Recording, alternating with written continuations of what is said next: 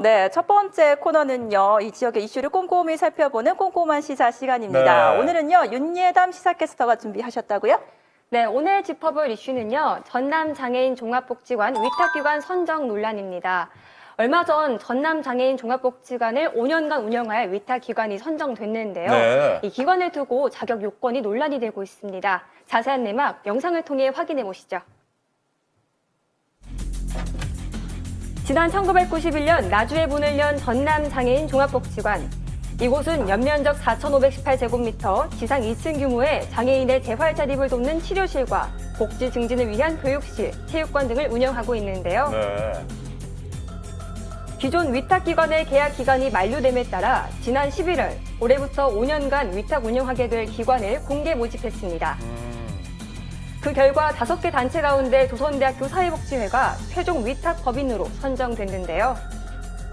이를 놓고 공모에 참여했던 장애인 단체들이 줄곧 민원을 제기하고 기자회견까지 여는 등 강력히 반발하고 있습니다.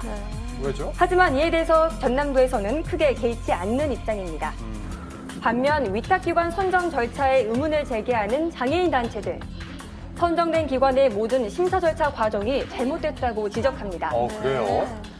장애인 단체에 따르면 위탁기관 선정 과정에 있어 3가지 문제점을 제시했는데요. 네. 첫 번째는 위탁기관 신청 자격에 지역 제한이 바뀐 겁니다. 지난 2009년부터 3차례 게시된 공고문에는 전남의 주 사무소나 군 사무소를 둬야 한다고 명시되어 있는데요. 하지만 이번 공고에는 갑자기 지연 제약을 없애고 신청 자격을 바꾼 겁니다. 네. 두 번째 또한 공고문의 문제입니다. 여기서 주목할 건 심사 항목과 배점 부분입니다. 정량평가란 객관적 지표인 반면 정성평가는 주관적 판단이 개입되는데요. 즉, 정량평가 점수가 높을수록 공정성과 객관성이 확보되는 겁니다. 실제로 심사 공고문을 살펴보면 정량평가의 배점은 100점 만점에 총 57점인데요. 하지만 실제 이뤄진 심사에선 갑자기 27점으로 바뀌었다는 건데 좀 이상하네요. 더 황당한 건 전남도 담당자의 답변입니다. 5년간 전남도를 대표하는 장애인 복지관의 위탁 운영 업체를 선정하는 중대한 공고문에 오타라는 변명이 어이가 없었는데요.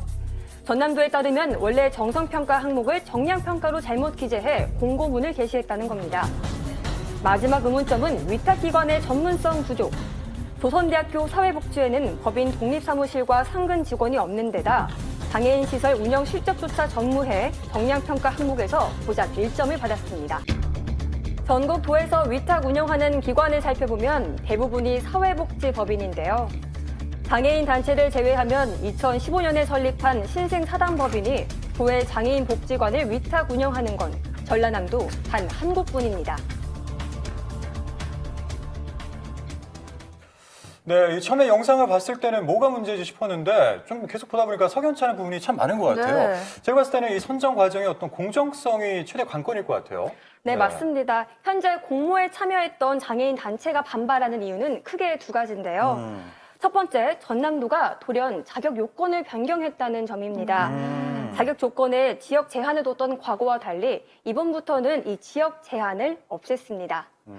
두 번째는 새 위탁기관의 자질과 역량이 부족하다는 점인데요. 네. 논란의 중심에 선 단체는 신생법인으로 사업의 전문성이 없고 정량평가에서는 하위를 받았습니다. 그런데도 심사위원들로부터는 우수한 평가를 받아 1위를 차지했는데요. 그렇기 때문에 이렇게 특혜성 선정이라는 결과도 나왔다고 볼 수 있습니다. 아니, 정량평가에서 하위권 점수를 받았는데 네. 이 심사위원 평가 때문에 1위가 됐다. 아, 이거 조금 약간 그러네요. 그렇죠? 그러니까요. 이 배점 기준이 좀 의아한 것 같아요. 네. 네, 영상에서 보시다시피 이번 공모에는 5곳이 지원했는데 조선대학교 사회복지회를 제외하고는 모두 장애인 지원 사업을 위해 만들어진 전문 업체입니다. 위탁심사 항목은 법인의 시설 운영 능력 25점, 법인의 공신력, 광역복지관 중장기 운영 계획의 적합도 및 시행 능력 등으로 최고점과 최하점을 합해 평균치가 가장 높은 단체를 선정했다고 하는데요. 정확한 점수는 아직까지 공개되지 그러니까. 않고 있습니다. 네, 그리고 지금 스튜디오에 고혜주 벽. 그러면 제가 3분에게 한 가지만 묻겠습니다. 그러죠. 사단법인 조선대학교 사회복지회 하면 이 운영의 주체가 어딜 것 같나요?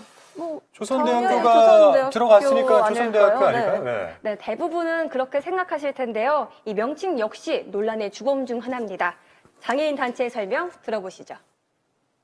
즉 조선대 노인복지센터에서 사회복지회가 분리된 뒤 현재는 조선대와 법인 간 임대차 계약을 통해 사무실만 쓰고 있을 뿐 실제 조선대와는 아무런 상관이 없다는데요. 그렇군요. 조선대학교 사회복지회 간판 역시 장애인 단체가 이의 제기를 한 뒤 갑자기 생겨났다고 합니다.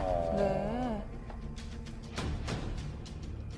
그렇다면 위탁기관을 심사평가한 심사위원들은 어떨까요?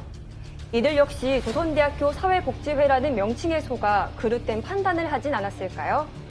심사위원들 가운데 한 분을 어렵게 찾아내 관련 내용 들어봤습니다.